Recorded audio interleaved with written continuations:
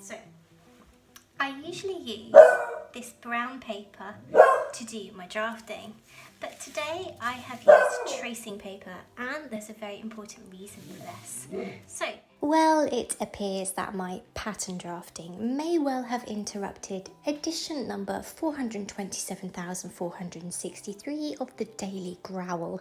And at this point, honestly, I'm not sure who is subscribing to this or who the readership is, because it's always the same story. People outside. There's people outside. I know. I sees. I think a howl is needed.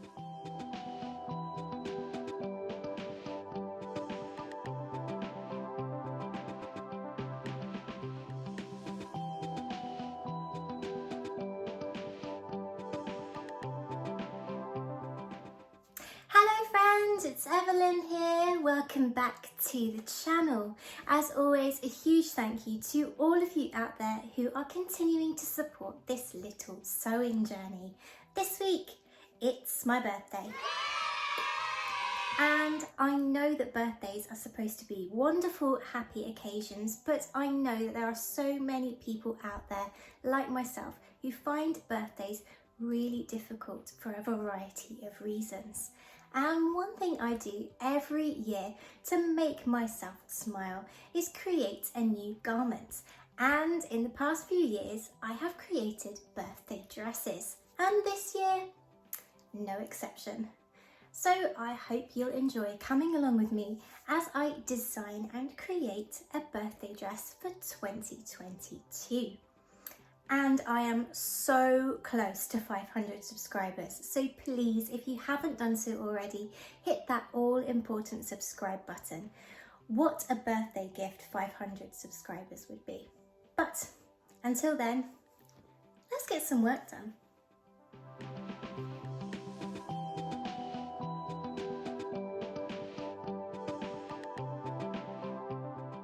The inspiration behind this year's birthday dress is vintage Butterick pattern 7714 from 1956.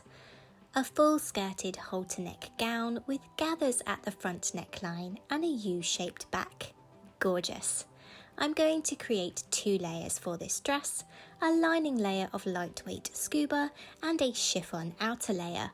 For the bodice, this will mean an entire lining layer sandwiched to a chiffon layer which is basted to scuba so that there will be no visible seams and so the chiffon hopefully behaves.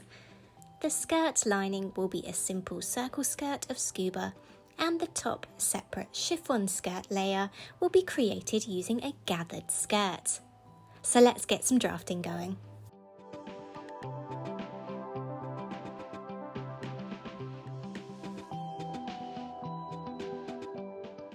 Okay, so we're going to start by drafting the back bodice, and what I've done here is traced my back bodice block, tracing in my apex point and back dart. I've then lined up my front block along the shoulder line and traced the upper portion of it to include the bust dart and apex point.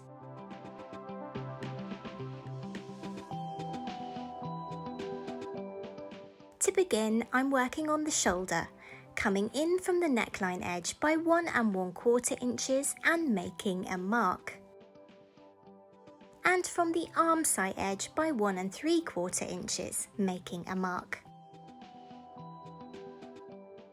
The dress design has a lovely sloping back neckline, which I don't want to go below my apex, as I want the choice to be able to wear undergarments if I want. Coming under the arm side at the side seam by 1/2 inch, make a mark and square across from this mark to mark the same point at centre back. Using a curved line, join this centre back mark to the first mark on the shoulder to create your first style line. Take your time here, and a curved ruler like a French curve can really help.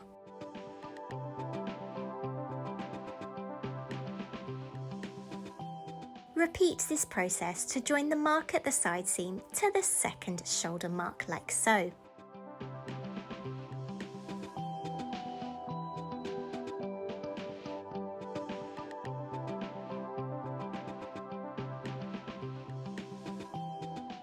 I'm then going to measure how wide my shoulder strap is before marking 2 inches below the front neckline, joining this mark up to the shoulder strap.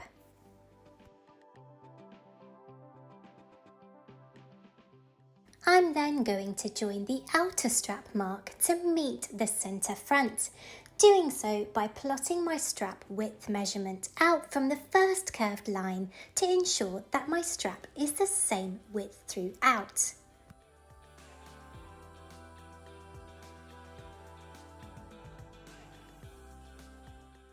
And that is my back bodice complete.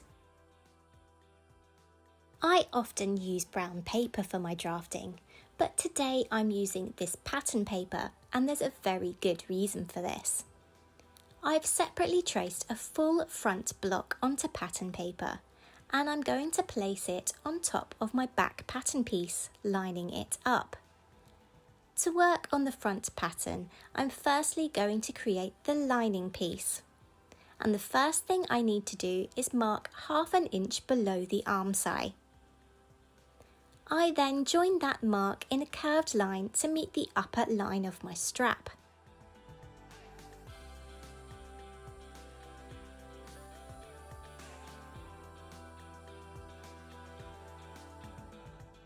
Along this upper line, I am going to add 1 inch. This is because eventually this piece will be folded over the back strap and slip stitched in place, so we need this excess to be able to do so.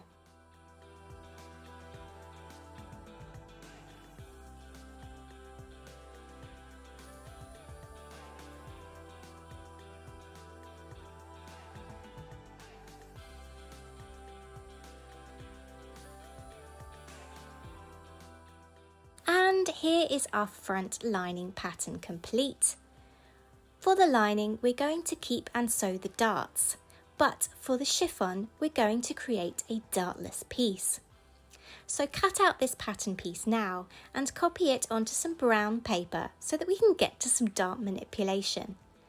I'm copying it onto brown paper this time to be able to create our chiffon front pattern, as the brown paper has more strength to allow us to mess about with those darts. Having traced the lining piece, extend the darts to the apex point.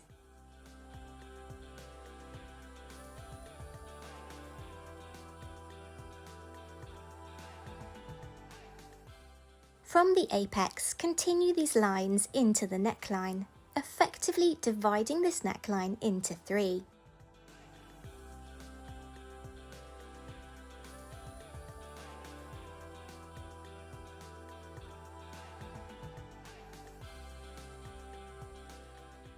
Now we're going to cut along the centre of the 2 darts to just before the apex, and then along the lines created to the neckline again to just before the apex, creating hinges to allow us to move the dart fullness into that neckline to create that beautiful gathered neckline effect that we saw on the inspiration pattern.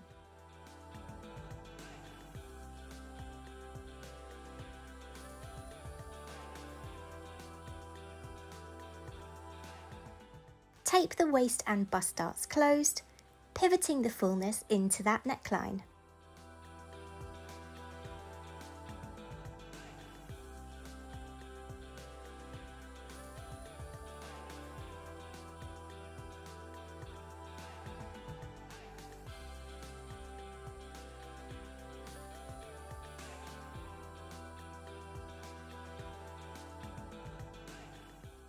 True up your pattern lines and your front outer pattern is finished.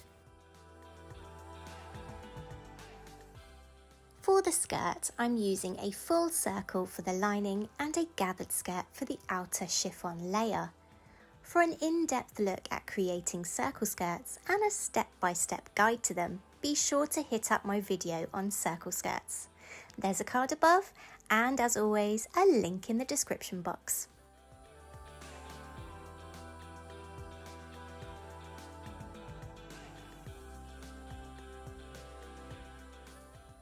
Starting with my scuba lining layer, I pinned and sewed all the darts on the bodice before joining the front and back bodice pieces together at the side seams. I then pinned and sewed the panels of my circle skirt together, leaving the top of the centre back open for my zip.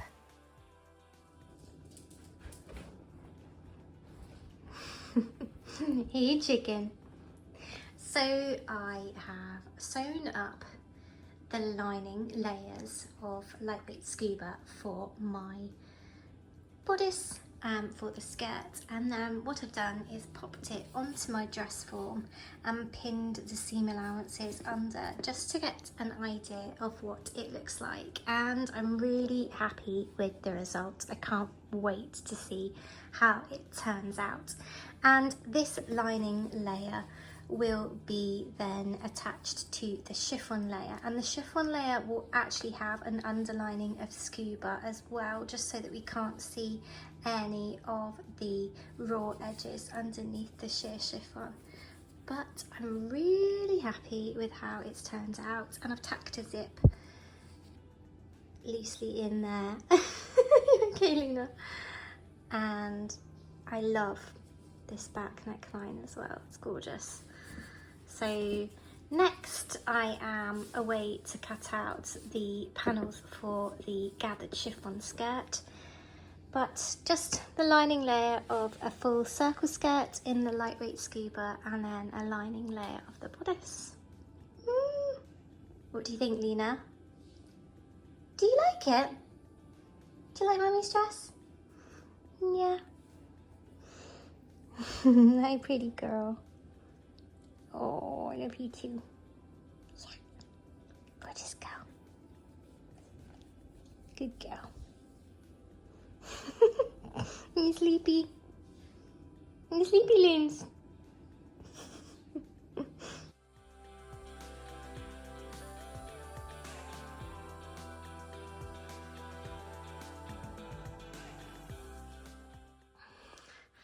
Dressmaking with a dog be like this. What you doing? What you doing?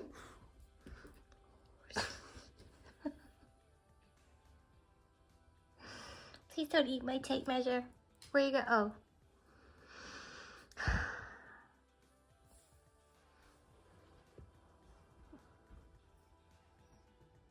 Is it too boring for dogs? Hey baby. Hey monkey. So I went ahead and tried on the lining layer, and it fits really well. So I'm now going to go ahead with the top layer of the dress. I've pinned my chiffon layer to the under layer of lightweight scuba, and I'm going to baste the two together at 1/4 of an inch.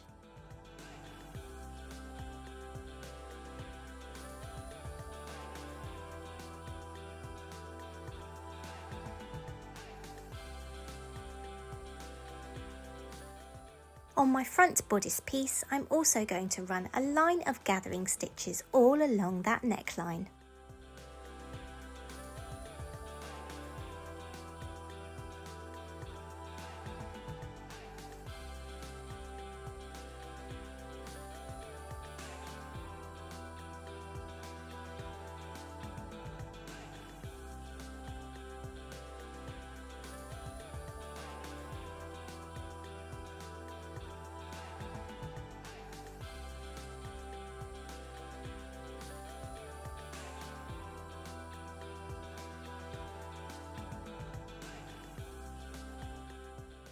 Next, I'm sewing the darts in the back bodice pieces through both layers of fabric, making sure that they're pinned correctly so that both layers of fabric are neatly sewn.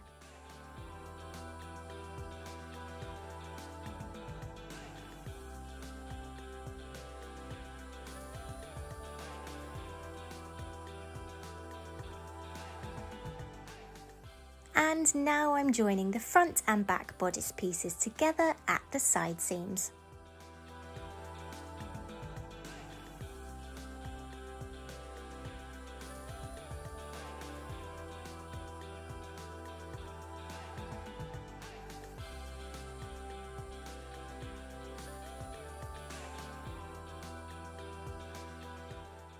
Having pulled on my bobbin threads to gather the neckline, I'm now joining the outer bodice layer and lining layer together along the neckline, right sides together.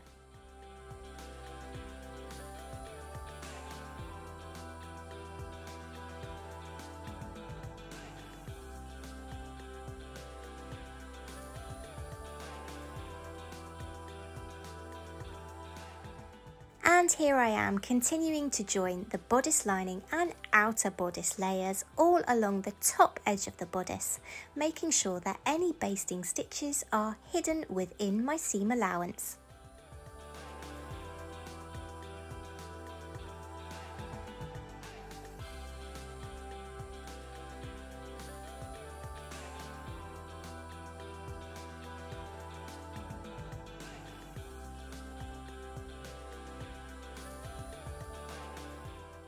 Before I begin to construct my outer gathered chiffon skirt, I'm going to hem it.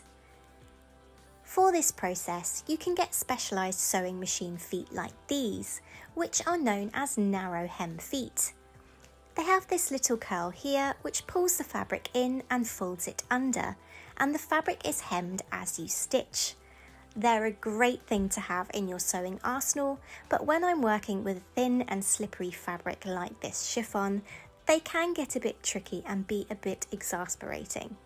So what I tend to do with trickier fabrics like this is fold and hem the fabric myself by hand, which does result in this lovely neat hem here. So I'll show you how I do it. I tend to use the side of my presser foot as a guide for folding my fabric. Here is the raw edge of my fabric, and I fold it over once and twice. I then place this folded edge under my machine foot and stitch at about 1/8 of an inch away from the folded edge to hem the fabric. I only do a short distance at a time, taking it slowly and folding the fabric as I go, stopping with my needle down to fold the next section.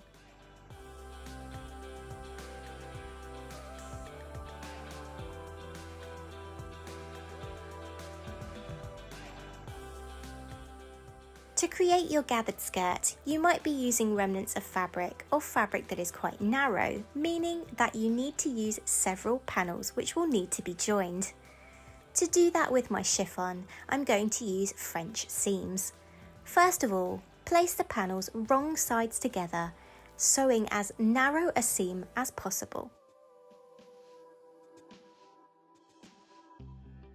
French seams are one of those things that despite sewing for over 30 years, I still have to sit down and triple take that I'm doing it right. It's just one of those absolute head mess things.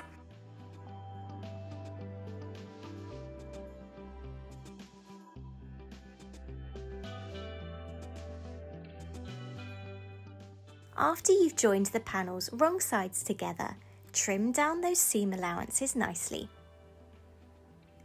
Having trimmed down the seam allowances, it's now time to finish those French seams.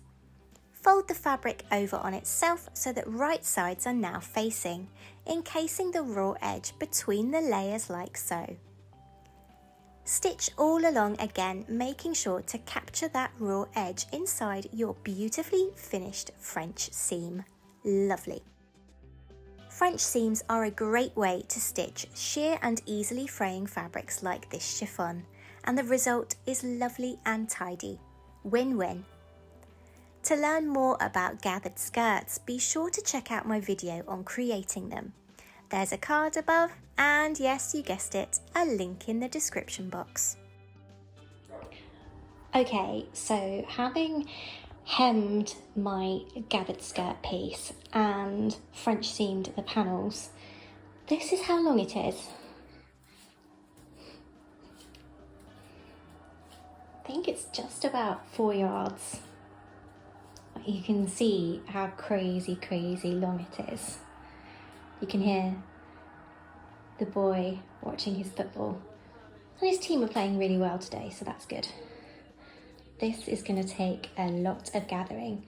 So what I'm going to do next is run a line of gathering stitches all along that very top edge using the longest length of stitch on my machine. Then I'm going to measure the waistline of my bodice and gather until this piece matches that measurement. So here we go. And here I am running a line of gathering stitches all along the upper edge of my gathered skirt piece using the largest stitch length on my machine.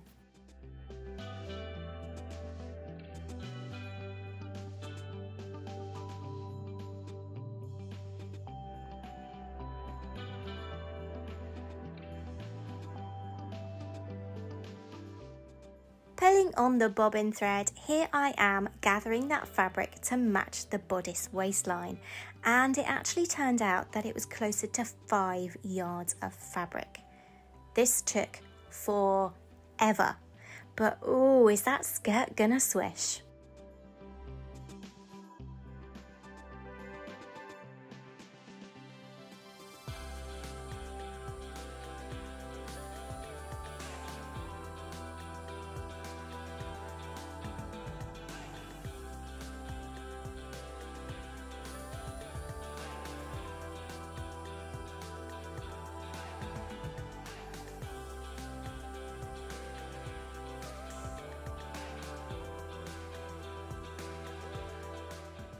Okay, so I've just finished gathering my skirt and I've then pinned and basted it to the waistline of my circle skirt lining, and this is what it's looking like. I'm so happy with how this is looking. Watch it swish.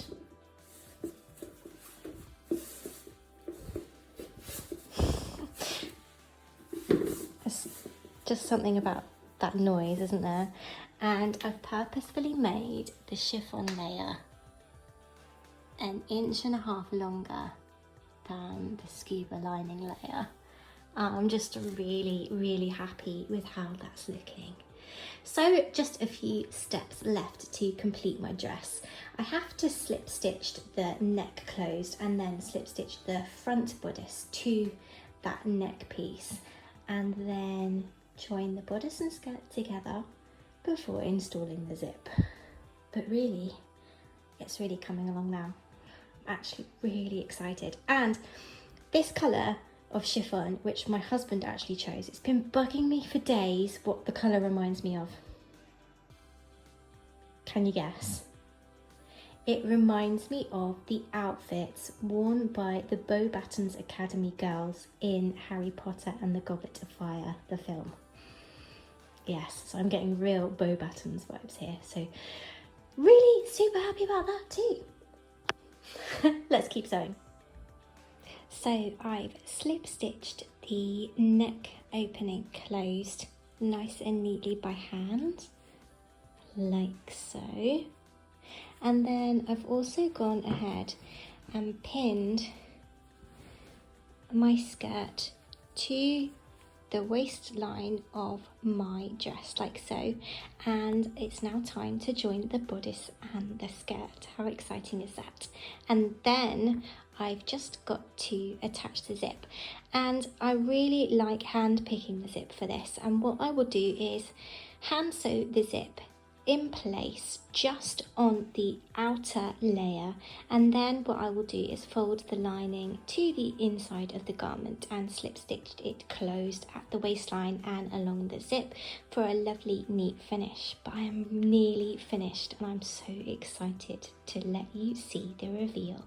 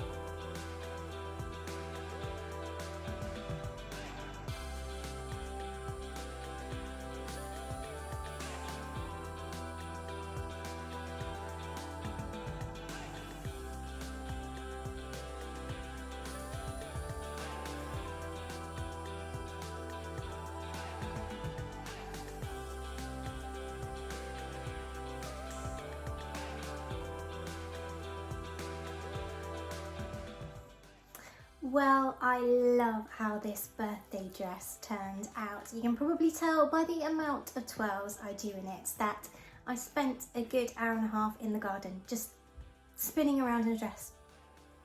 Literally just spinning around in a dress.